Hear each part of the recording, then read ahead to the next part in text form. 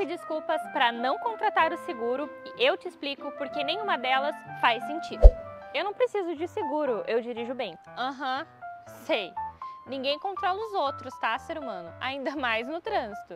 E aí, se outra pessoa bater em você e não tiver seguro, como é que você faz? Mas contratar seguro é muito caro. Não. Você aí tá pagando 15, 20 reais no Morango do Amor sem nem pensar. E você acha caro pagar 100 e poucos para proteger um bem de 40 mil? Eu nunca precisei de seguro, meu carro quase nem sai da garagem. E tomara que você nunca precise, né?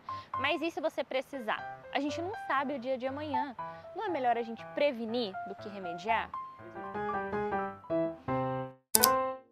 Depois o carro bate, é roubado, vem o prejuízo e vem o arrependimento também. Seguro não é luxo, é necessidade.